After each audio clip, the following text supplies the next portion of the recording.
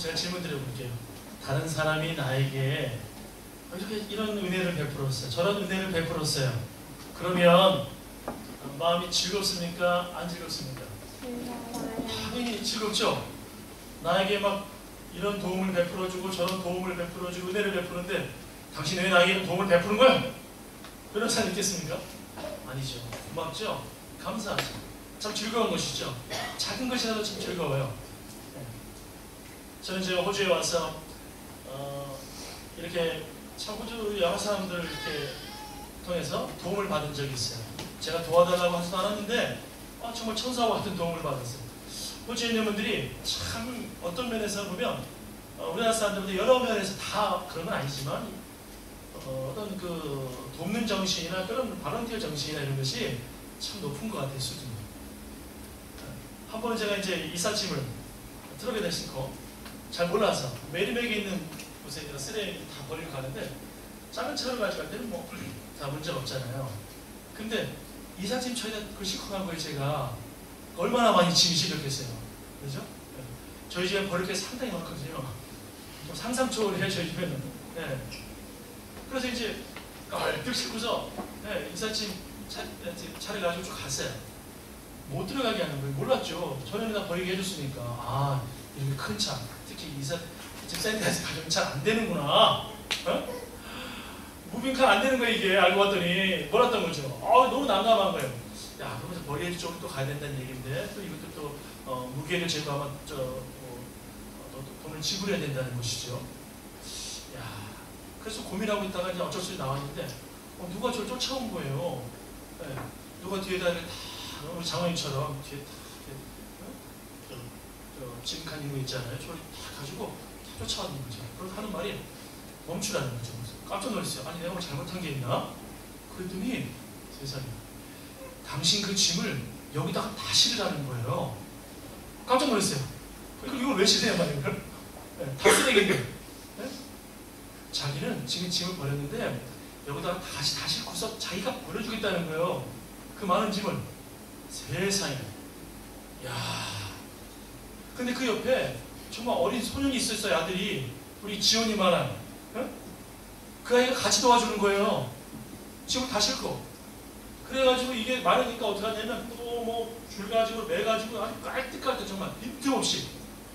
그리고 자기가 가서 버려주려 했더니 너무 감사해서 내가 좀 당신을 기도하겠다고. 당신 난 천사라고. 예. 웃으면서 너무 좋아하는 이 아이도 너무 행복해하는 거예요. 돕는 거를. 이야, 이런 경우를 제가 만나봤어요. 정말 멋져요. 호주 사람들 생각해보면 멋진 것 같아. 예. 한국에서 상상할 수 없는 일이더라고요. 이것이 자체가. 한 번은 또 비가 굉장히 많이 오는 날이었는데 차가 배터리가 이게 안 되는 거예요. 점프를 해야 되는데 비가 엄청 오니까 뭐 이거 저도 나가기도 그렇고 누가 뭐 와서 알지도 못하고 근데 계속 하니까 안 돼. 근데 저쪽에서 어떤 아이가 멋진 아이가 그 브래드 피트 닮은 애 있잖아요. 멋진 애가 왔어요. 잘생긴 애가 오는데 이거 차 혹시 저 배터리 문제에 대해서 그렇다고 그랬더니 자기가 도와주고 있다는 거예요. 아니 비 올 때 이거 감전되면 어떻게 해요? 근데 이 애가 그걸 잘 봐가지고 같이 밀어가지고 각을 만들고 그리고서 점프를 탁 해준 거예요. 너무 마음이 즐거웠다고. 야, 얘도 멋지다. 아마 얘 분명 바스팅 칼리지 나왔을 것 같아. 이쪽에서 이 근처에서 있어서 피터에 아마 친구지 않았을까 싶기도 하고. 너무 멋진 거예요. 아이들이. 어린 아이들이 젊은 아이들이 왜 이렇게 멋져요 그래. 즐거워지더라. 행복해지더라.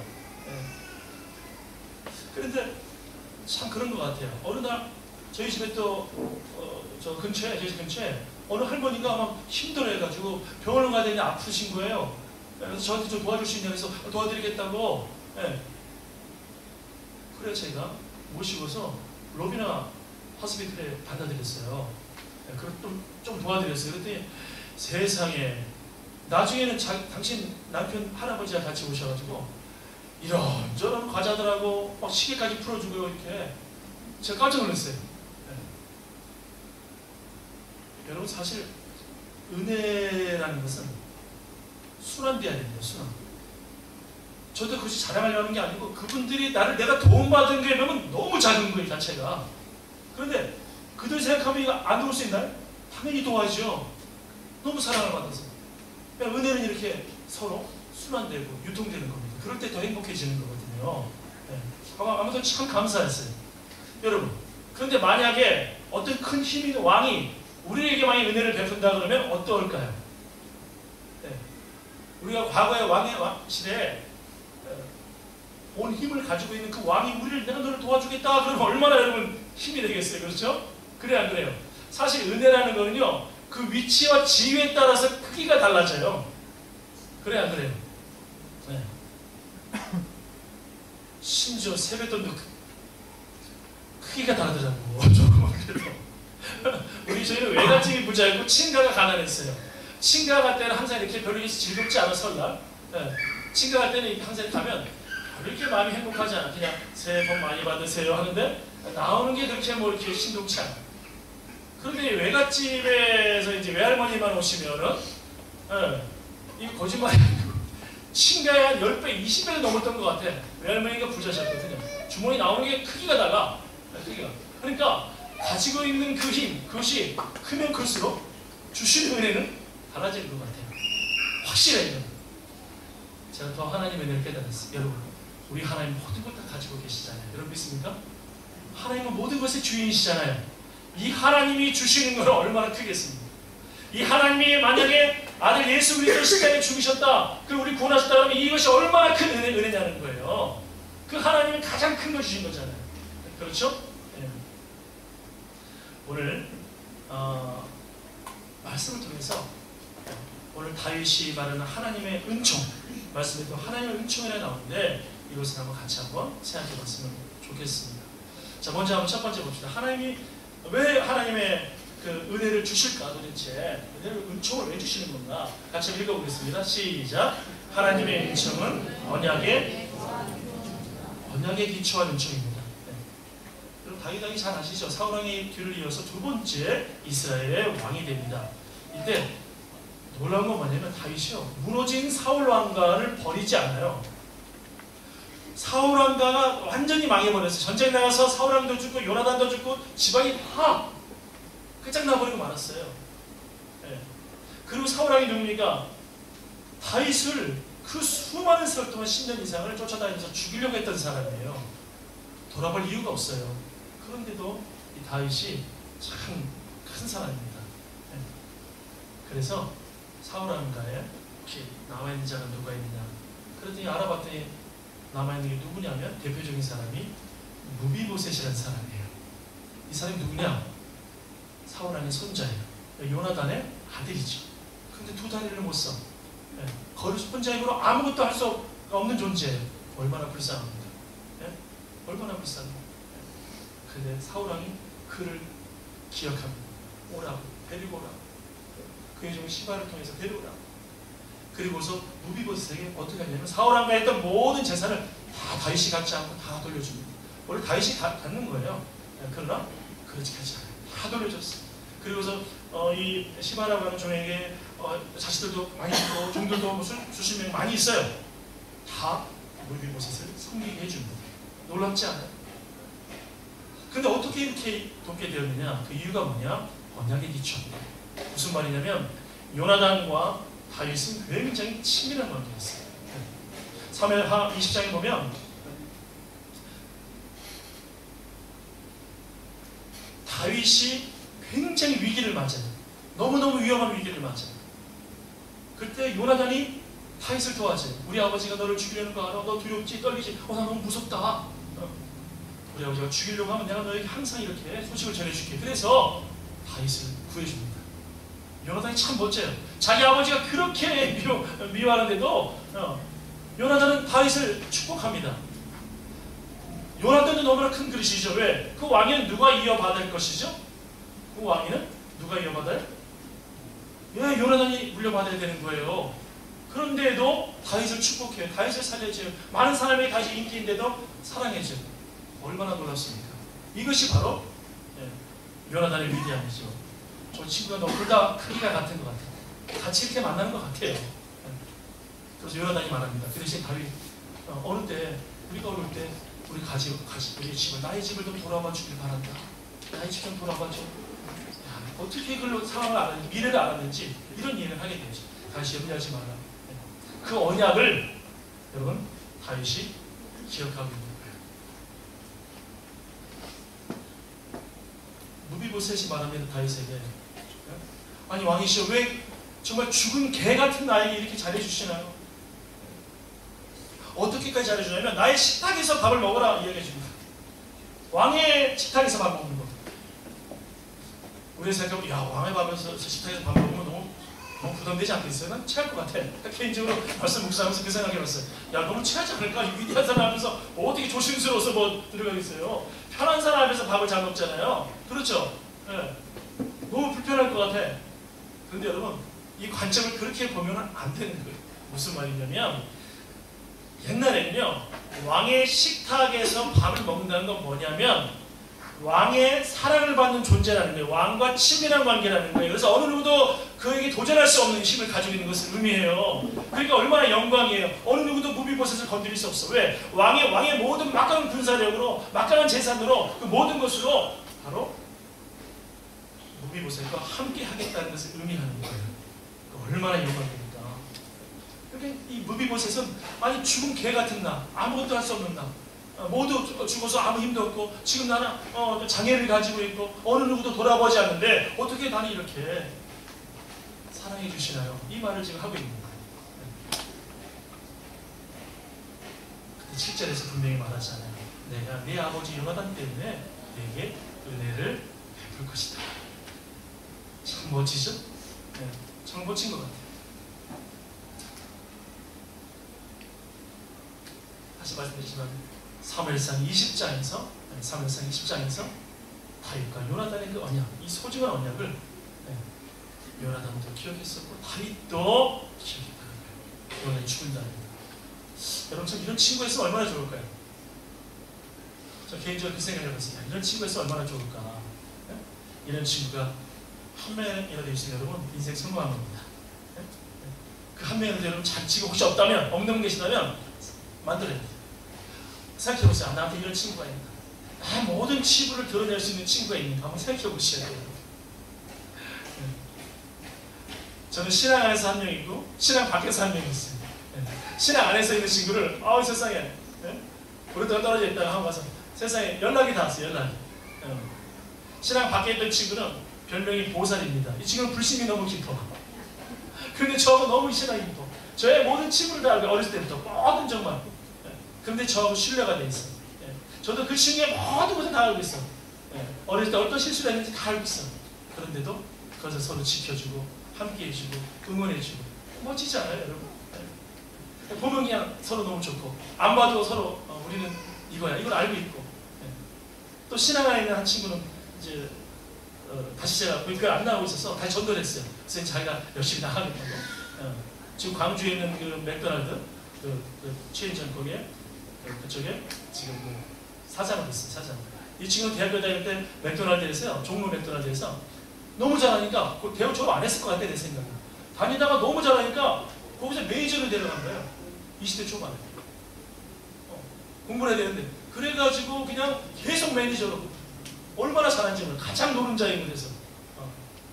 대단하죠? 그래서 저 배고프면 종로 맥도날드를 갔어요. 배만 고프면 가. 제 아내하고 사귈 때도 돈이 없잖아요. 여러분 연애할 때 그 대학생들 돈 없잖아요. 그러면 종로 맥도날드 가. 그럼 막 풍성하게 얻어먹고 다녔던 생각이 나요. 참 우정 참 좋은 것 같아요. 여러분 기도하시면서 이런 요나단과 다윗과 친구 나오면 너무 좋을 것 같아요.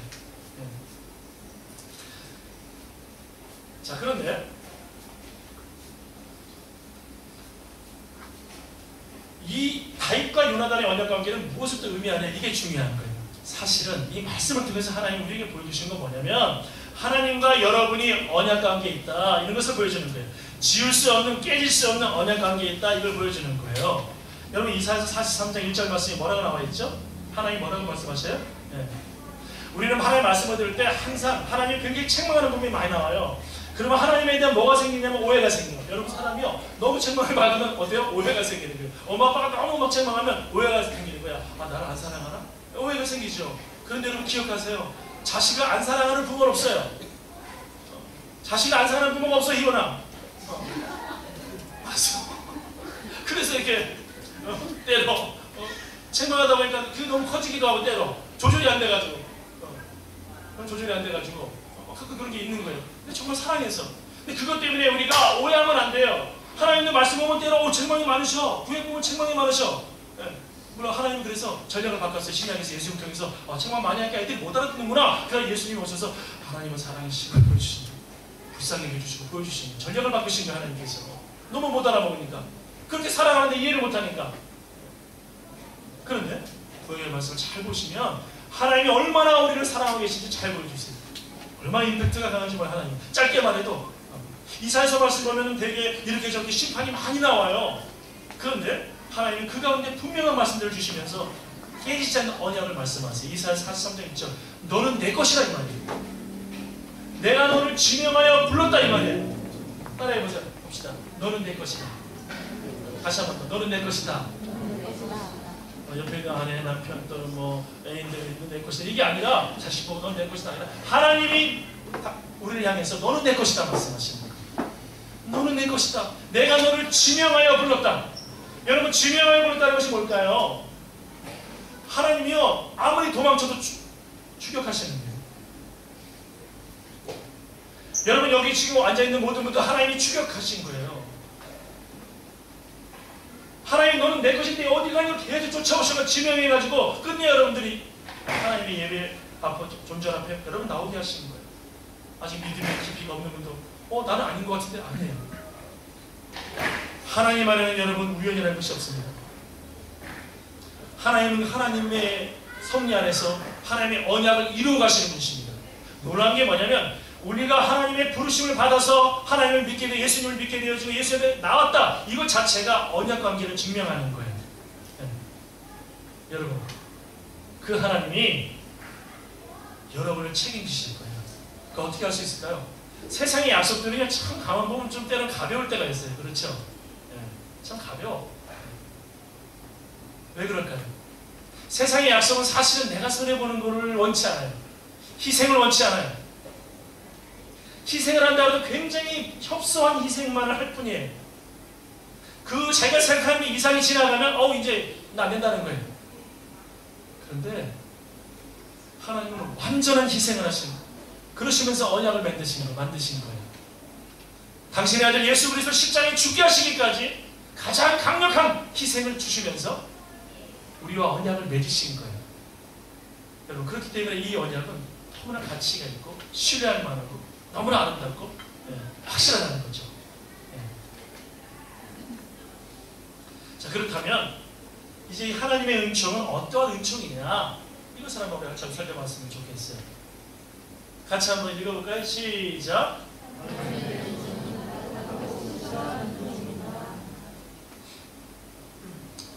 이번 성경 보니까 God's kindness라고 있어요. 그러니까 하나님의 은총이라고 하는 것이 은총이 아니고 친절이에요. 친절. 자비. 히브리어로 헤세드. 이 자비는 이것은 굉장히 친절한 거예요. 그냥 한 번 친절하고 그다음에 친절 안 하는 게 아니고 상황에 따라서 친절하고 친절 안 하는 게 아니고 기분 좋으면 친절하고 그렇지 않으면 친절 안 하는 게 아니고 정말 친절한 거예요. 정말 친절한 거예요. 여러분 물어봅시다. 우리 교회에서 한번 생각해보세요. 우리 교회에서 친절한 사람이라면 누구를 뽑을 수 있을 것 같아요? 서로 한번 생각해보세요. 서로 다 생각해보세요. 이 사람 참 친절해요. 있을 거예요. 그렇죠? 아니 없다면 문제가 되지 않을까요? 한 사람이 있어야지. 없으면 우리가 어떡하라고. 그렇죠? 한 사람이 있어야 돼. 왜? 하나님은 한 사람을 통해서 역사하십니다. 여러분 참 이것이 굉장히 중요한 것입니다. 중요한 것입니다. 다윗이 지금 무비보셋을 너무너무 친절히 대해주고 있는 거예요. 여러분 성경을 읽을 때 예수님의 모습을 어떻게 이해하십니까? 예수님의 성경을 읽으면서 여러분 왜 성경이 지루해지고 힘들어지고 읽을 때 잠이 안 올 때 읽게 될까요? 우리 집에 있는 누구처럼 잠이 안 올 때면 성경을 더 많이 읽어. 그때만 돋보기를 끼고 여러분 왜 성경이 이렇게 지루해질까요? 한 장, 두 장, 세 장, 네 장, 다섯 장 읽다 보면 왜 이렇게 사람들이 계속 못 읽게 될까요?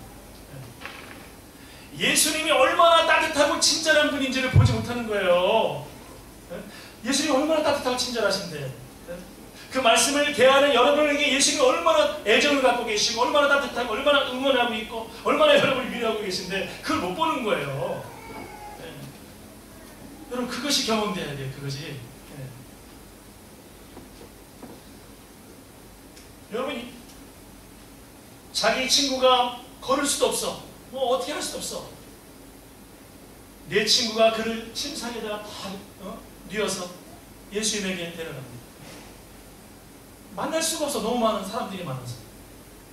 그랬을 때 어떻게 하죠? 예수님이 계신 그 집, 말씀을 전하고 있는 그 집, 세상에 지붕이 올라가서 지붕을 뚫어버려요. 그리고 내리잖아요. 그거 파손하면 그거 물어내면 그것도 꽤 될 거예요. 가격 굉장히 될 거라고. 호주는 더 비싸. 인건비가 비싸서. 네? 그렇죠?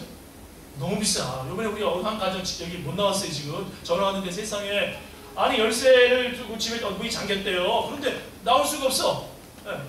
아니 이제 교회 나올 수가 없는 거야. 들어갈 수가 없으니까 뭐 어떻게 다 준비해서 와야 되는데.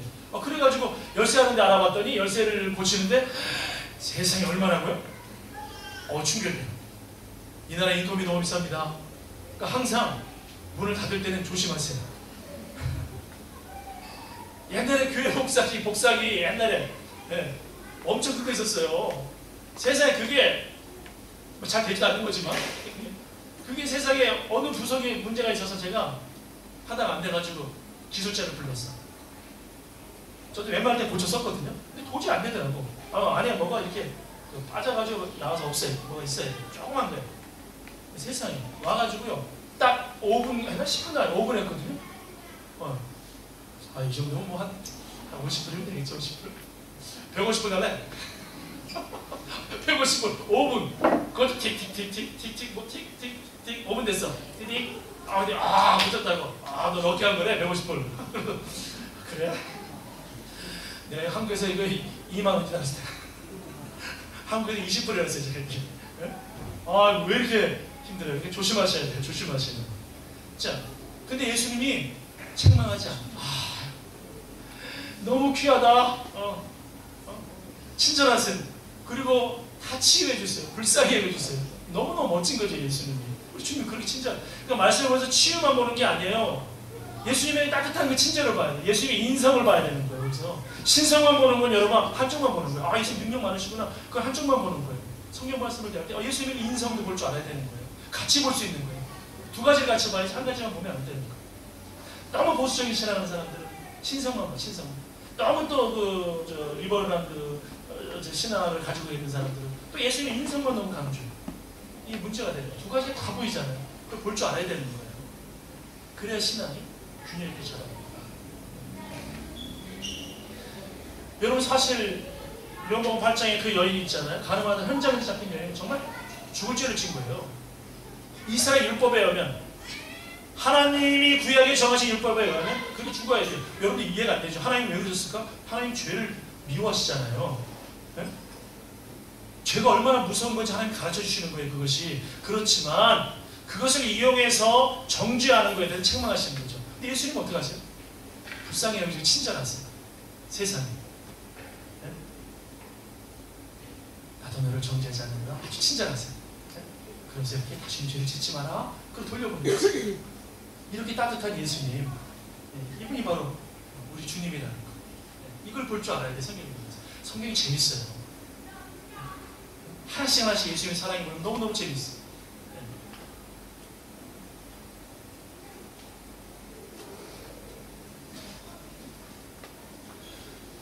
저는 예수님의 친절에 아주 중요한 부분을 한 가지 더 어디서 보냐면 누가복음에 보면 엠마오로 가는 두 제자가 있습니다.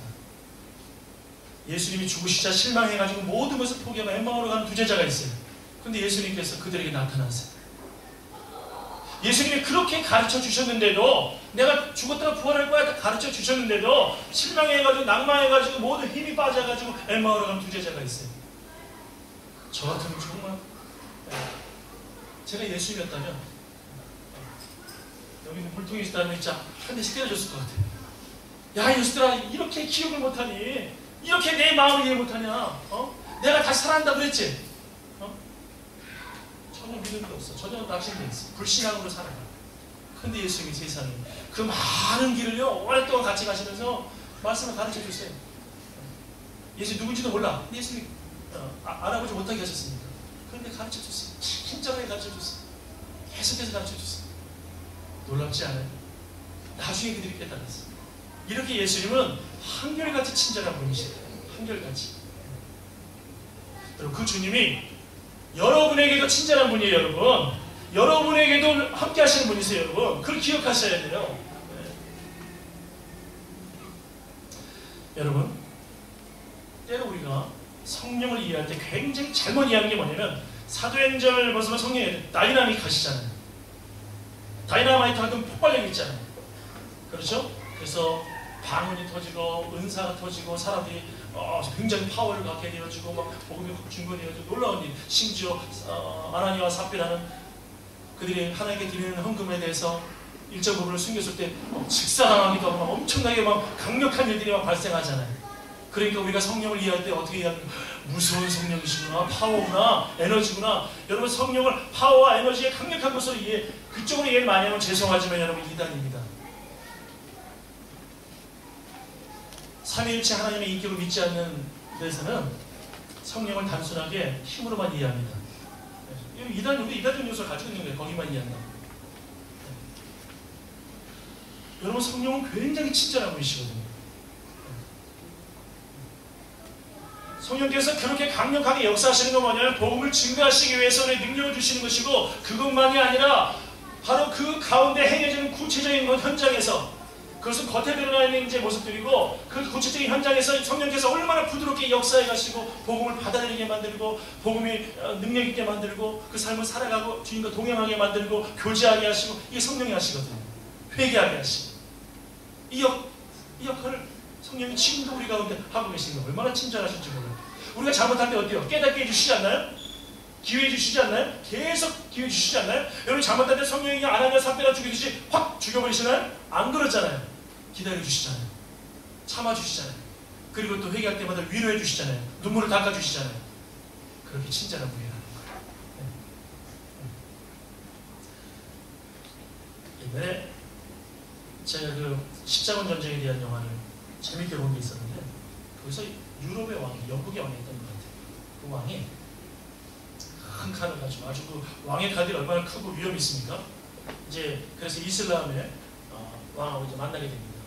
왜냐하면 예루살렘까지도 이슬람에게 정복이 되니까 얼마나 참 수치해요. 네?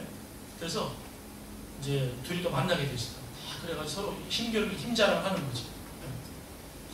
크고 아주 진짜 아주 위험 있는 엄청 멋있는 칼 가지고 딱 우리가 이 칼로 너희들을 충분히 이길 수 있다. 네?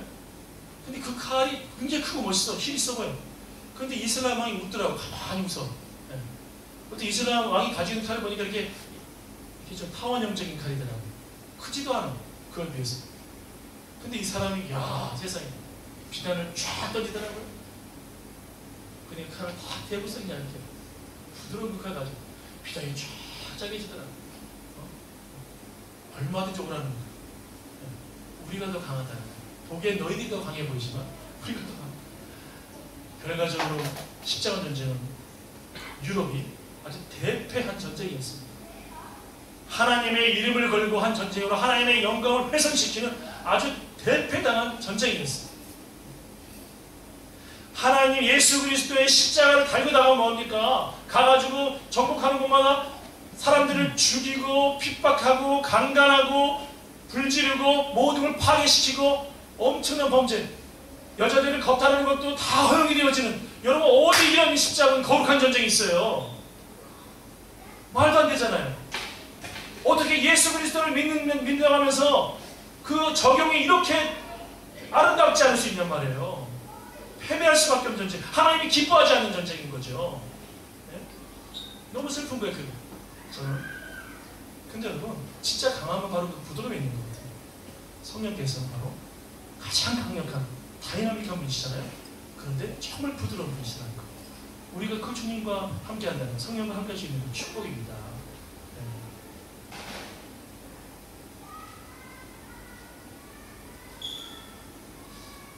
여러분, 교회에서 제가 하나 바라는 게 있어요. 그게 뭐냐면 정말 서로에게 한번 친절을 베풀어서 여러분 되시길 주의 이름으로 축원합니다. 네? 여러분 생각해보세요. 지금 내가 한번 나하고 인사를 합시 안 나는 사람이 우리에게 있다면 여러분 안 될 것 같아. 우리에게 있는 사람의 이름을 너무나 모른다면 그것도 안 될 것 같아. 그렇죠? 그게 참 중요한 것 같아요. 제가요, 이번에 참 어떤 교제들을 하면서 참 너무너무 행복했어요. 저희 안준호 목사 오셔서 참 행복했고, 그리고 이번에 우리 태훈이, 제 태훈이 있잖아요. 태훈이의 한국에 있을 때 어릴 때부터 키워줬던 목사님이래요. 여자 목사님, 김종희 목사님이신데 깜짝 놀랐어요. 저는 그분이 이제 내년에 70이시라는 거예요. 정말 깜짝 놀랐어요. 저는 많아야 한 60. 네? 그런 줄 알았어요. 얼마나 밝고. 야, 근데 진짜 보통 분이 아니더라고, 말씀 나눠봤더니. 태연이 어머니가 권사님인데 목사님에게 완전 100% 순종이야. 그 위에 70%를 전대했대요. 태연이 엄마가. 태연이 70% 전대해봐. 넌 그 은사 있는 것 같다. 유전대도 원래 유전대 그게. 유전자가 보면 전두환 유전자일 것 같아. 70% 교회 땅이 2만 평인데 2만 평. 그 교회를 여기다 지금 제주도에다가 그 지성전도 지교회도 만들었다는데, 이야 세상에, 그다음 교회가 뭐 1000명 만면 이게 아니에요. 알맞게 아줌마 숫자인데 위대한 일들 하고 있더라고요. 근데 이분이, 야, 이 목사님이 너무너무 친절하시더라고요. 같이 밥을 먹는데 왜 이렇게 친절하신 거예요? 그래서 알았죠. 태훈이는 목사님이 호랑이 같이 졌다 그러더라고. 근데 진짜 호랑이는 친절한가 봐요. 너무너무 친절. 야, 너무너무 귀하고. 다음에 제가 교회 오시면 제가 설교마사 부탁하려고 그래요. 제가 같이 교제하고 싶더라고요. 목사님 오시면 꼭 오시라고, 교제하시라고 같이. 그래서 너무 감사했다고. 지금 자기가 오래간만에 휴가 와서 너무 좋았다고. 여러분, 교회에서 먼저 이렇게 친절 나눠주는 사람이 되어보세요. 그러면 그것이 바로 예수 그리스도의 모습입니다. 그것이 바로 부드러운 성령의 모습입니다. 거기에 생명의 역사가 거기서 나타나는 거예요. 큰 거 아니라도 괜찮아요. 소소한 것도 괜찮아요. 작은 것부터 그렇게 한 개 한 개 다 올라가 봅시다. 제가 말씀을 마치면서 링컨 이야기를 한번 하고 마칠게요. 참 에브라임 링컨 대통령, 미국 16대 대통령이잖아요. 믿음의 대통령이잖아요. 근데 링컨이 크리스마스 때 성탄절에, 여러분 지금 미국은요 큰일 났어요. 사실은 크리스마스라는 말을 써도 힘들어지는 시대가 오고 있어요. 미국이. 그냥 해피 홀리데이야 갈수록. 그리고 성탄절 찬양에 관한 그런 캐럴을 부를 수가 없기도 해요. 거기에서 막 얼마나 그 대항을 많이 하는지 몰라요. 참 심각한 위기를 지금 미국이 맞이하고 있다고요. 근데 조상들이 그러지 않았는데 처음에. 근데 링컨이 성탄절에 이제 남북전쟁 당시에 이제 야전병을 방문했는데 얼마나 많이 아파요. 죽어가기도 하고. 세상에 어떤 병사가 죽어가고 있는 덕분에 병사. 근데 이제 대통령이랑 하나 그 앞에 가서 당신의 소원이 뭐냐고. 근데 이 사람이 내 편지를 좀 어머니에게 대신 써주겠냐고. 대통령인지도 모르죠. 알겠다고. 그래서 써주게 합니다. 링컨이 영어를 잘했잖아요. 그러니까 우리 영어를 잘해요. 그죠? 병사들 영어 잘한다고. 그러니까 영어를 하겠지. 열심히 써줍니다. 어머니, 제가 이렇게 전쟁터에 살지 못할 것 같아요. 제가 너무 몸이 이렇게 되고 있어요. 어머니 건강하시고 쓰는 거지. 다 써줍니다. 그래서 막 마지막에 이 사람이 쓴 다음에 저는 누굽니다라고 에브라임 링컨을 쓰고 사인했어요. 그래서 이 사람이 이제 보여줬어요. 이렇게 하면 되겠냐고. 그랬더니 딱 보는 순간에 이 사람이 너무 놀라는 거지. 알고 봤더니 대통령인 거예요. 대통령이 너무 친절한 거예요. 대통령이랑 말도 하지 않고서 너무 감사하고. 그래서 구원받는 역사가 나타나는 거예요. 천국 간다고 연대하지 마시라고 전해 주십시오. 링컨을 통해서 그리스도의 모습을 보게 된 거예요. 친절을 통해서. 여러분, 한 사람의 생명을 살리는 게 저는 아주 위대한 어떤 것 때문에 이루어진다고 생각하지 않습니다. 하나님은 지난번에도 말씀드렸지만 정말 다양한 방법을 통해서 생명을 살리고 구원하십니다. 우리 가운데 바로 그 예수 그리스도의 그 모습 여러분 꼭 회복하시기를. 그럴 때 다시 말씀드리지만 친절은요 순환됩니다. 친절은 순환되고 그것이 바로 또 나에게 오게 되어지고 내가 또 전달하게 되어지고 또 그것이 나에게 오게 되어지고 그래서 더 큰 친절이 되어지고 더 큰 은혜가 주어지고 우리 공동체가 여러분 한 사람 한 사람이 그런 삶이 되기를 주의 이름으로 꼭 축복합니다. 저는 기도하겠습니다.